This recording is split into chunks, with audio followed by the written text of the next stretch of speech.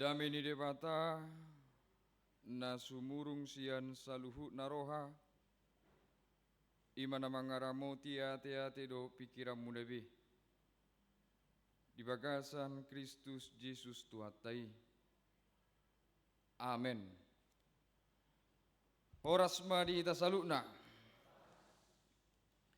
amanginang isudehi tanah pungu di son di minggu eksau di sadarion hatan di debata naga bejamita imasian opat Musa biduono mayat 22 1 27 opat Musa bisa diikuti dalam bahasa Indonesia kitab bilangan 4 ayat 6 bilangan 6 ayat 22 sampai 27. Hujahap ma di bagasan bahasa Batak songonom maridok. Dungi romuse mahatani Jahoba tusi Musa songonon. Patol hasma hatakon tusi Aaron doho tu aka anak nai. Ikos songonodo dohonom mutuhala Israel laho mamasu-masu nasida. Sai di pasu-pasu jala diramuti Jahoba maho. Di pasodako Jahoba mabohina tuho. Jala asi rohana midaho. Di dopako Jahoba mabohina tuho. Jala di pasaur homadamena tutodim.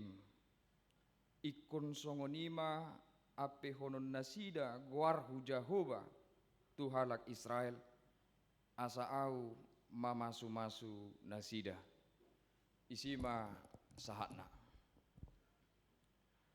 Lasitu tu rohan waeng adong dua tamu naro sian Solo dohot sian Jakarta.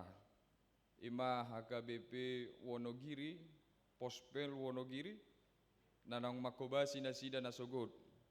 Jina sogo nga makobasi marhite jamita, jalanga di patolas nasida naking, hirim ni rohana sida, taringo tu harorona di bagasa sadarion. Tatu pahiman nonate, nabinuan ni naside. Dungi adong sian HKBP Menteng, naposo HKBP Menteng, selamat datang di HKBP Reformanda. Terima kasih untuk pujian yang sudah dinyanyikan tadi.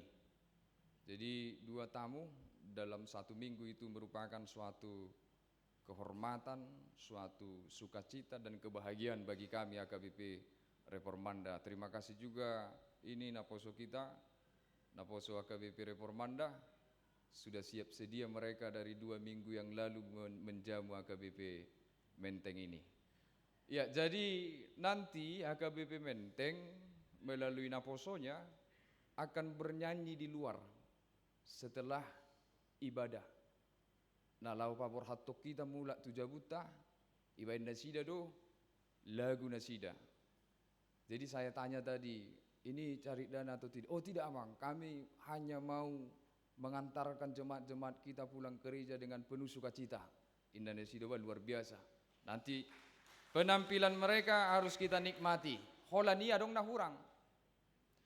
Karena nanti tadi lagu pembuka itu sudah sangat bagus dibawakan mereka. Pasti lagu di luar juga nanti akan sangat indah untuk dinikmati. Sehingga menikmati lagu itu pun nanti perlu teman. Jadi tadi berketepatan itu.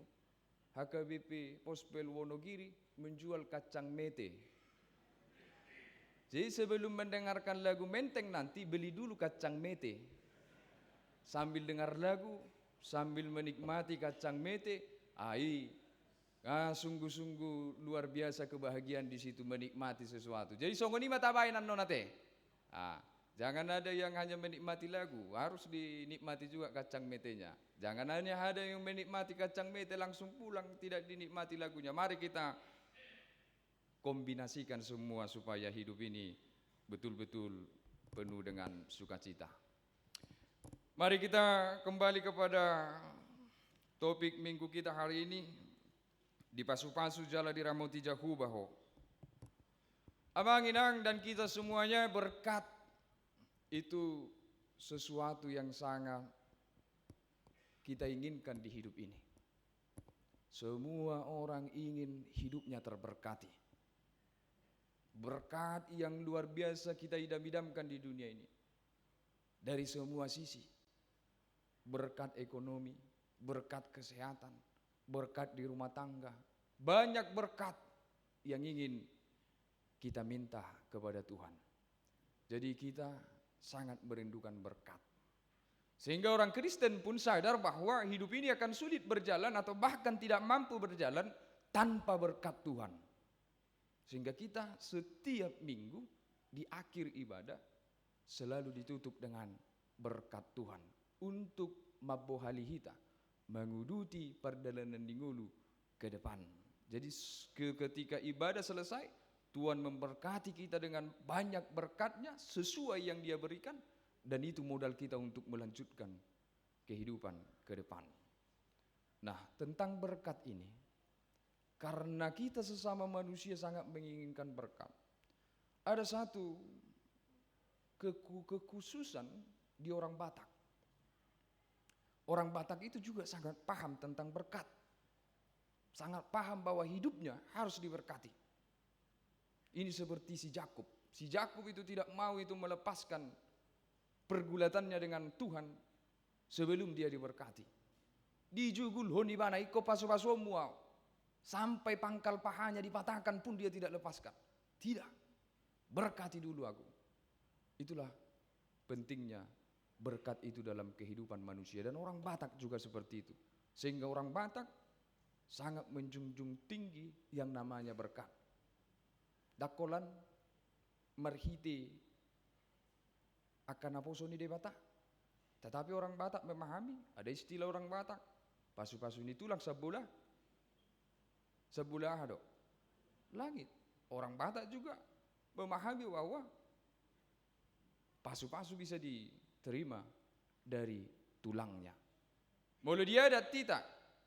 Kalau sudah mau selesai acara adat, mau acara sarumatua dan acara yang lainnya, itu biasanya parboru datang manubaka hula-hulana dengi aka hula-hulanai olomah itiok si majujung nasongono manang diapeho di daison ulosi sautik tu aka parborui. Itu tandanya bahwa orang Batak sangat dekat dan memahami hidupnya harus diberkati, sehingga mereka sangat menghormati berkat.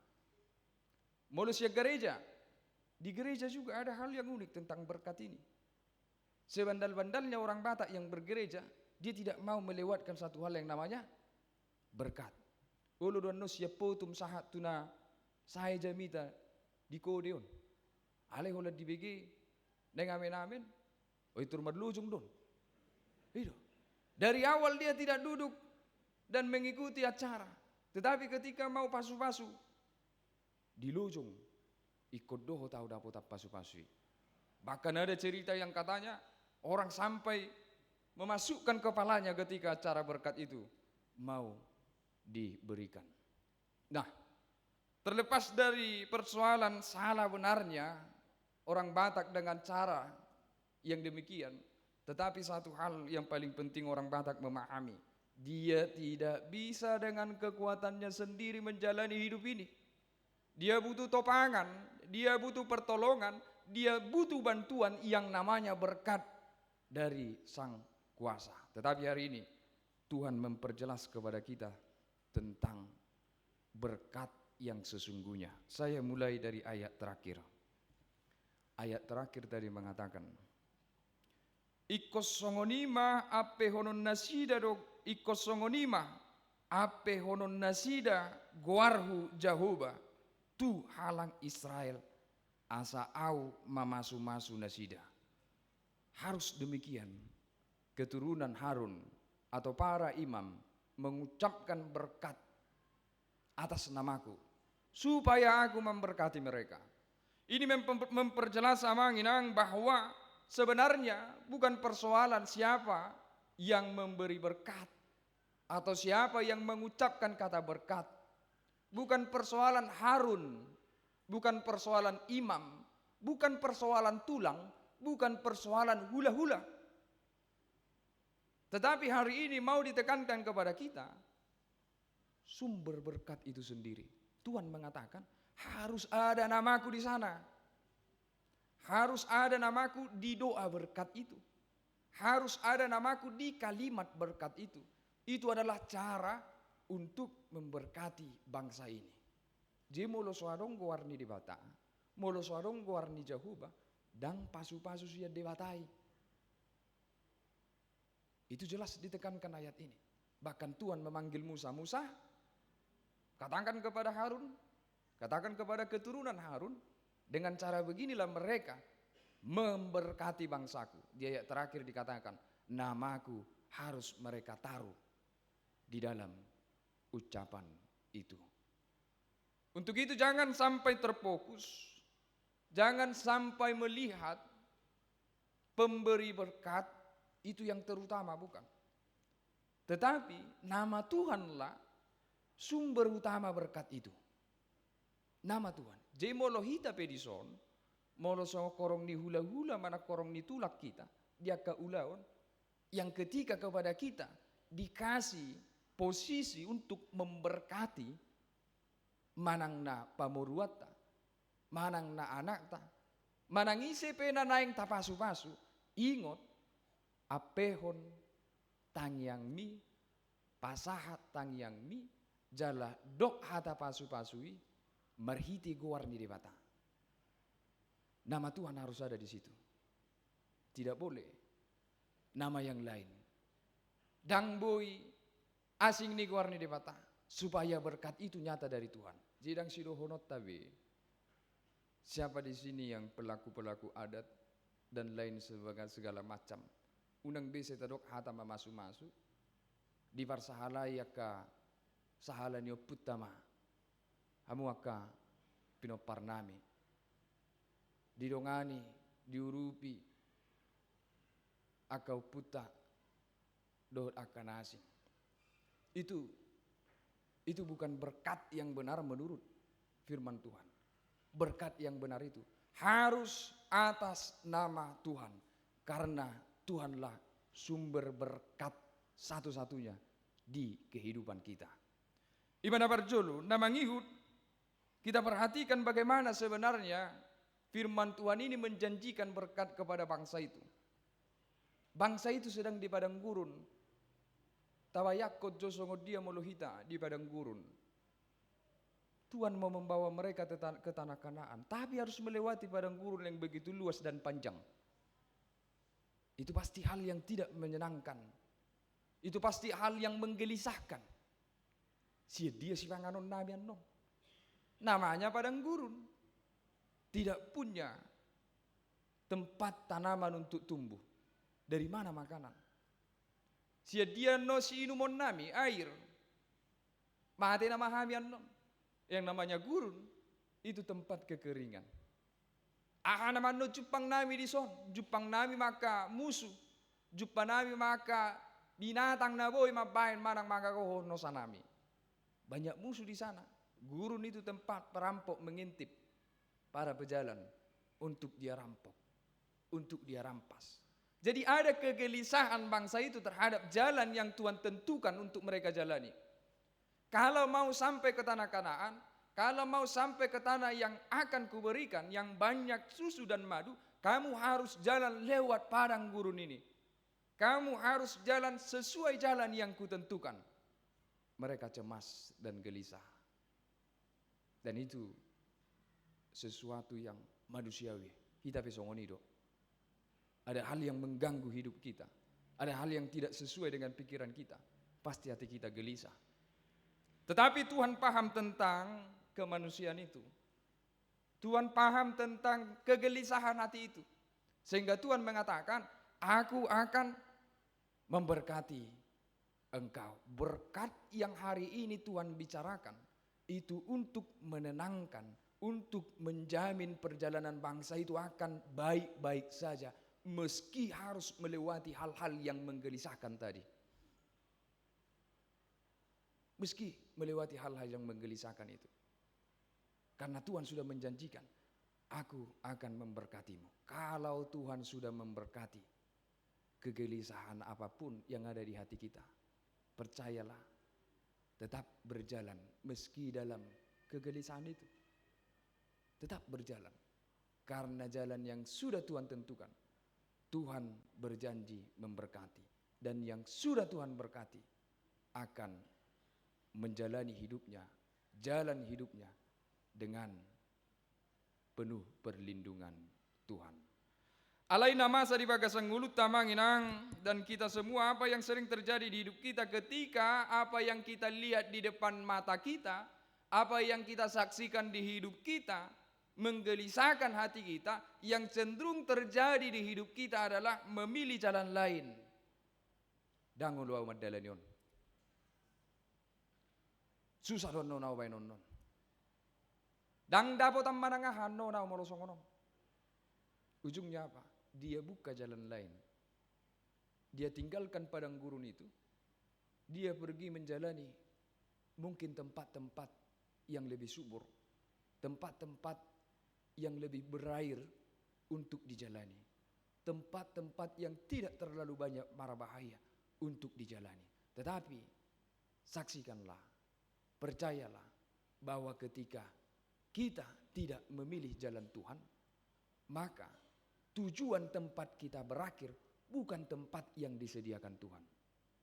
Ketika kita memilih jalan lain, maka kita akan sampai ke tempat yang bukan ditentukan Tuhan untuk kita. Dan itu yang hari-hari ini kita rasakan di hidup kita. Begitu banyak hal yang bisa membuat kita takut. Ekonomi sedang goyang. Begitu banyak hal yang membuat kita khawatir. Perubahan begitu cepat. Bahkan karena saking cepatnya terkadang kita tidak bisa ikuti semua. Banyak hal yang betul-betul mengkhawatirkan di depan perjalanan hidup kita. Memang kita adalah bangsa Israel itu yang sekarang mulai menatap ke depan dan penuh kegelisahan. Orang muda sekarang ini baru-baru UTBK ini. Sudah begitu yang biasanya wajahnya berseri-seri saya lihat. Ini setiap ketemu sudah seperti pucak pudar wajahnya. Begitu penuh ketegangan. Bagaimana? Kapan pengumuman? Ya mang begini-begini. Kira-kira bagaimana hasilnya nanti? Ya itulah mang, kayaknya gak lulus ini. Bayangkan dia sudah percaya dia tidak lulus.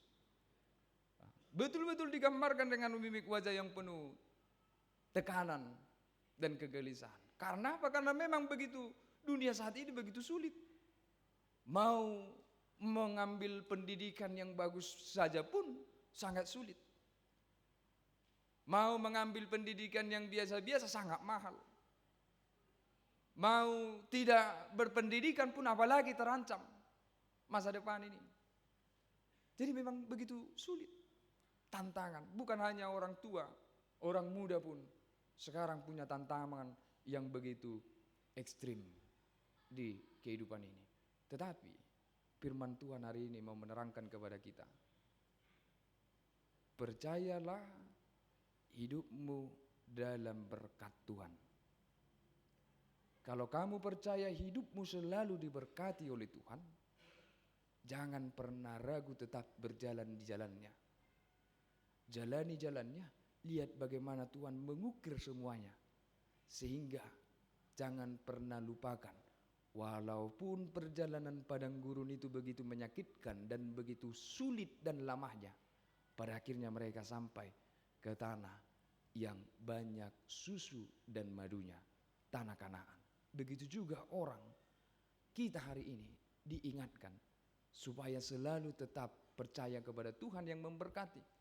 Di banyaknya kegelisahan hati kita, jangan cari jalan lain, jangan buka jalan lain, jangan menjadi jahat, jangan menjadi memilih berdosa, jangan. Tetap pada jalan Tuhan yang kamu yakinkan. Di sana berkat Tuhan nyata dan akan membimbing melimpahi kehidupan kita. Untuk itu firman Tuhan hari ini mau meyakinkan kita, sesulit-sulit apapun kita melihat ke depan, segala sesuatu menjadi mungkin kita lewati Karena Tuhan kita yang kita percayai, Tuhan yang selalu memberkati. Untuk itu perlu dipertegas tentang berkat ini. Kita harus jujur apa itu berkat Tuhan. Kalimat pertama dalam berkat ini, kalau di bahasa Indonesia di Alkitab, Tuhan memberkati engkau dan melindungi engkau. Itu nyata janji Tuhan untuk kehidupan kita. Tuhan memberkati engkau dan melindungi engkau. Artinya apapun yang kita butuhkan selama perjalanan yang sulit ini, percaya Tuhan akan penuhi. Apapun yang Anda butuhkan untuk melanjutkan perjalanan yang sulit ini, Tuhan sendiri yang akan memenuhi. Dengan caranya, dengan kebijaksanaannya, Tuhan yang menentukan. Jangan pernah merasa lebih pintar dari Tuhan. Itu harus ada dalam pikiran kita. Sehingga ketika kita merasa menginginkan sesuatu harus ada di hidup kita. Ketika itu belum kita dapatkan, jangan merasa lebih pintar dari Tuhan. Seakan-akan artinya hidup kita ini menjadi tidak berharga karena sesuatu yang belum kita dapatkan. Jangan.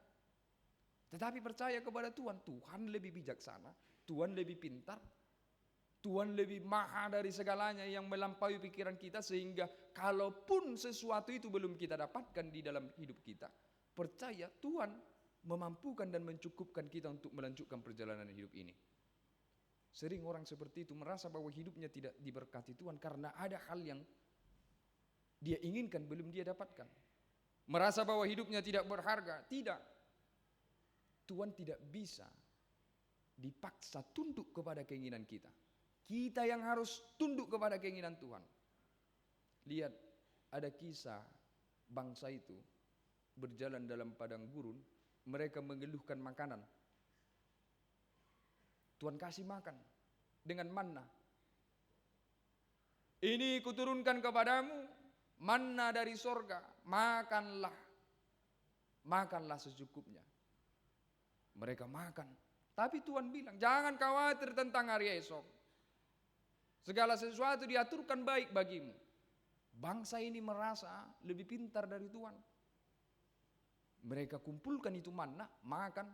Ketika mereka sudah kenyang, mereka ambil manna ini, mereka simpan ke sakunya masing-masing, ke bekalnya masing-masing begitu banyak. Tetapi lihatlah bagaimana Tuhan tidak boleh tunduk atau tidak mau tunduk kepada manusia.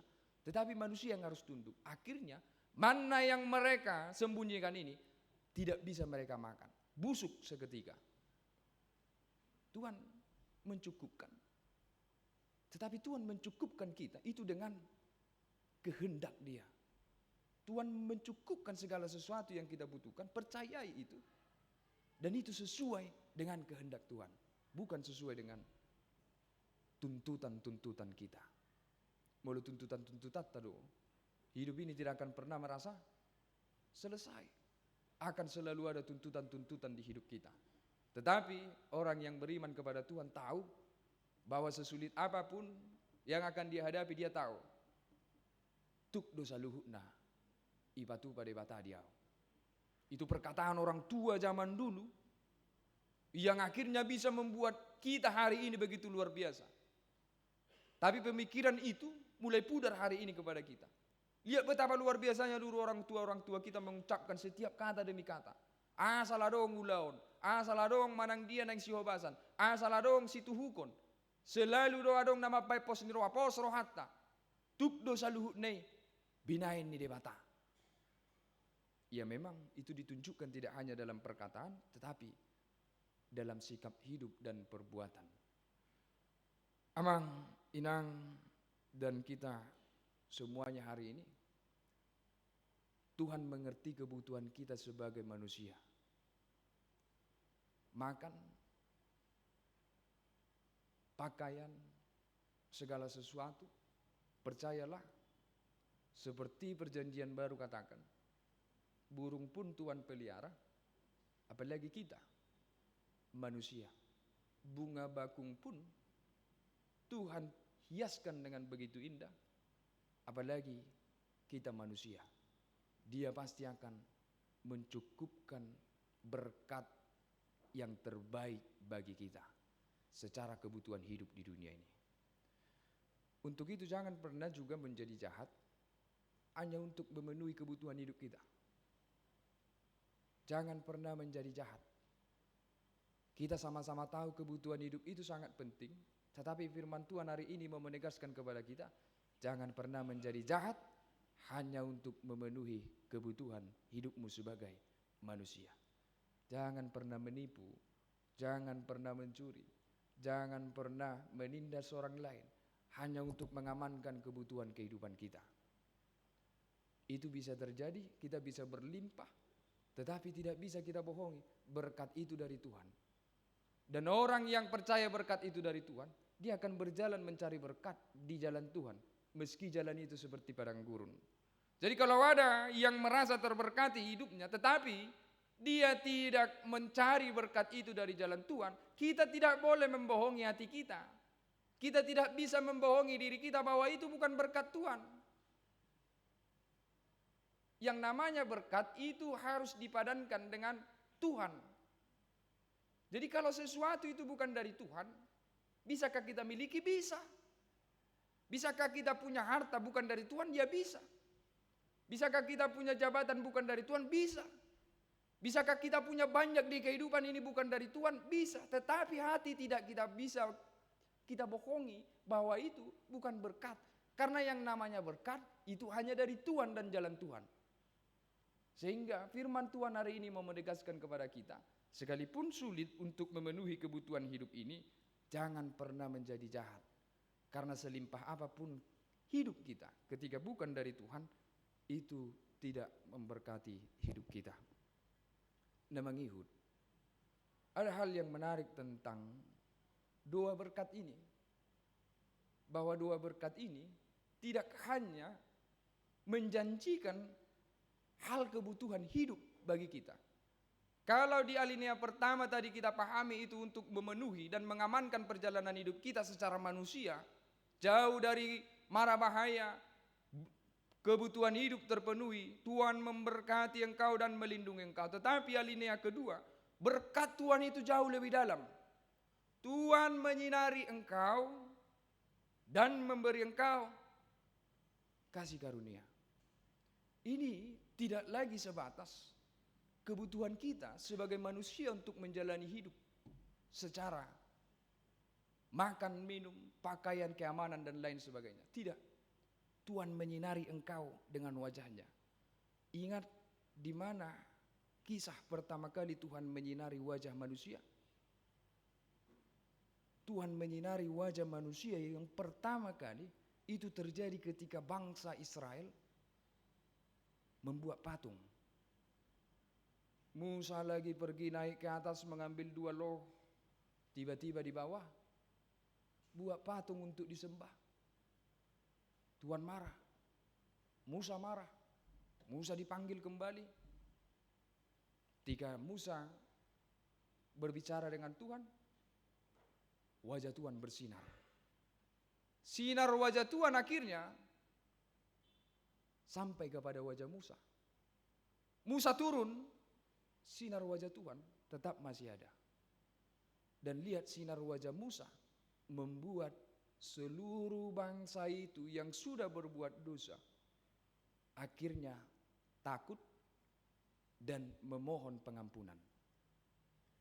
Jadi lihatlah berkat yang kedua ini justru hadir pada saat terlemah manusia.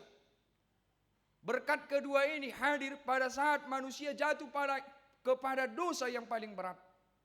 Dosa yang paling buruk dilakukan oleh bangsa itu. Di situ sinar wajah Tuhan bersinar dan menyinari. Ternyata memang Tuhan paham manusia ini tidak hanya secara kedagingan yang harus diberkati dan dijamin. Ada hati yang selalu merasa bersalah karena jatuh kepada dosa. Itu pun Tuhan sembuhkan dengan sinar wajahnya. Sehingga sinar wajahnya itu memberikan kasih karunia. Jadi sinar wajah Tuhan itu memancarkan sinar yang membuat kita dikasihani. Karena memang kita orang yang penuh dosa. Kita orang yang tidak luput dari kesalahan. Bayangkan bagaimana menikmati segala sesuatu yang ada kalau hidup ini selalu dalam tekanan rasa bersalah. Bisa lengkap semua kebutuhan, bisa ada semua yang kita hidupi. Tetapi ketika batin tidak puas, batin terpenjara dalam rasa bersalah dan rasa dosa, maka semua yang manis-manis dan indah itu pun bisa menjadi pahit, bahkan hambar. Untuk itu, Tuhan mengatakan kepada kita bahwa berkat yang lain yang diberikan Tuhan selain kebutuhan kita untuk menjalani hidup ini adalah berkat pengampunan. Sinar wajah Tuhan memberikan kasih karunia kepada kita. Dan itu adalah berkat yang luar biasa besarnya. Melebihi dari apapun. Dan itu yang kita terima melalui kehadiran Tuhan kita Yesus Kristus. Nyata dalam diri Yesus Kristus. Nyata dalam diri Yesus Kristus. Dialah kasih karunia. Dialah sinar wajah Tuhan itu. Yang mungkin dulu menyinari bangsa Israel dan Musa. Tetapi Yesus Kristus adalah sinar wajah Tuhan yang tidak bisa terselubung lagi, kata Paulus. Semua orang menikmatinya. Semua umat berdosa menikmatinya. Semua kita mengalaminya. Dan itu kita rasakan. Ketika kita menyebutkan Yesus Kristus dalam hati kita. Ada perasaan layak di dalam hidup ini. Ketika nama Yesus Kristus diperdengarkan kepada kita, sehingga tumbuh rasa yang menjadi diampuni dan dilayakkan. Itulah kasih karunia itu. Dan hanya bisa kita rasakan melalui satu nama, Yesus Kristus Tuhan kita. Hanya Yesus Kristuslah yang bisa menghadirkan kelegaan yang demikian. Kalau dulu sinar wajah Tuhan yang bisa menghadirkan itu kepada bangsa Israel, mereka tidak jadi dibinasakan. Mereka akhirnya melihat sinar wajah itu dan tunduk taat, mengaku bersalah dan merasa diterima kembali. Mereka mampu lagi mendekat kepada Musa. Tetapi untuk kita hari ini, dengan semua dosa-dosa dan perbuatan kita, ingat seberapa buruknya diri kita. Ingat semua seberapa banyaknya kesalahan kita. Ingat semua dosa-dosa yang kita lakukan. Baik yang diketahui orang lain atau yang tidak diketahui orang lain. Seberapa banyak kejahatan yang kita lakukan. Seberapa banyak hal buruk yang kita pikirkan. Seberapa banyak dosa yang kita lakukan kepada keluarga kita, kepada adik kakak kita, kepada saudara-saudara kita, kepada semua orang yang pernah berhubungan dengan kita. Saya yakin kita banyak melakukan dosa, kesalahan dan kejahatan. Tidak ada yang bisa membohongi hati ini. Itu harus disembuhkan. Rasa bersalah itu harus dihilangkan. Rasa tidak layak itu harus dibuang. Dan Yesus Kristuslah sinar wajah Tuhan itu yang menyembuhkan kita. Kasih karunia Tuhan yang menyembuhkan kita, yang melayakkan kita. Jadi orang yang menerima Yesus Kristus di hidupnya, dia akan selalu rendah hati. Dia tahu dirinya adalah manusia. Dia tahu dirinya adalah ciptaan yang hanya mampu mengirim hanya karena dikasihani oleh Tuhan. Tanpa kasih Tuhan, kita hanyalah manusia yang hanya akan berlalu begitu saja. Jadi orang yang sungguh-sungguh mengimani Yesus Kristus sebagai kasih karunia Tuhan yang sudah dia terima, dia akan selalu rendah hati menjalani hidup ini. Dia tidak akan jatuh ke dalam kecongkakan seperti yang kata epistel tadi. Kalaupun kita berbeda-beda tinggi rendahnya hari ini, kalaupun kita berbeda-beda kepemilikannya hari ini, kalaupun kita berbeda-beda banyaknya yang kita miliki hari ini, kemampuan dan lain sebagainya, ada yang rendah, ada yang tinggi, ada yang sedikit, ada yang banyak, ada yang hebat, ada yang biasa saja. Ketahuilah hari ini hidupmu adalah hidup yang dikasihani Tuhan. Jadi setinggi apapun, tetap hidup yang dikasihani. Tanpa itu, kita tidak bisa beroleh apa? Keselamatan dari Tuhan. Untuk itu, terima kasih karunia Tuhan itu di hidup kita. Berkat-berkat Tuhan itu yang diberikan kepada kita. Dan selalulah merasa bersyukur untuk perjalanan hidup sampai hari ini. Itu semua karena berkat dan tuntunan Tuhan. Lihat di kalimat ketiga Tuhan katakan, Tuhan menghadapkan wajahnya kepadamu dan memberi engkau damai sejahtera.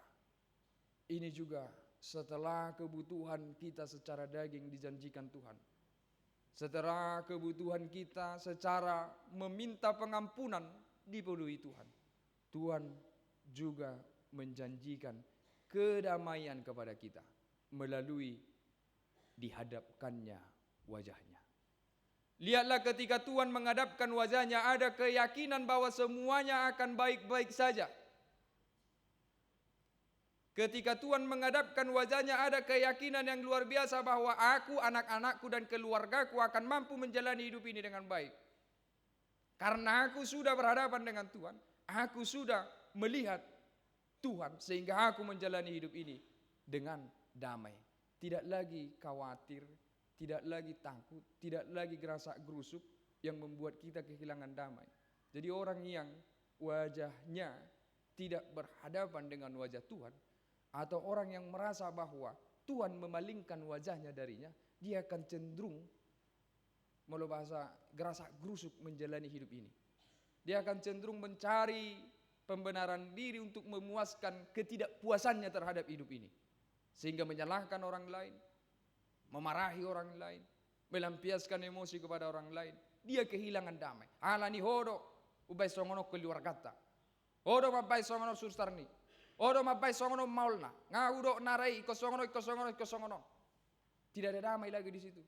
Karena dia merasa sudah tidak ada lagi pakiriman ke depan. Karena apa? Karena dia tidak melihat bahwa Tuhan menyertai hidupnya. Bayangkan kalau Tuhan menghadapkan wajahnya, kita akan sangat yakin menjalani hidup ini, apapun yang terjadi hari ini. Sehingga orang yang sudah melihat wajah Tuhan di dalam damai menjalani hidup ini. Damai, mau didok damai.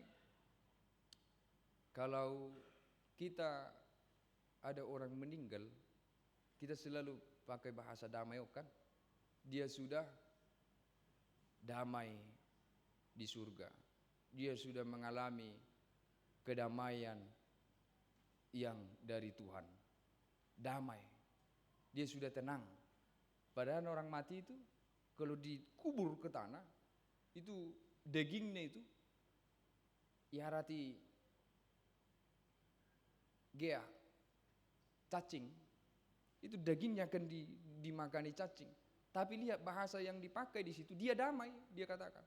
Dagingnya dimakan cacing, tulangnya diremukkan oleh semua binatang yang ada di dalam. Tetapi kita selalu pakai bahasa dia sudah mencapai kedamaian yang abadi.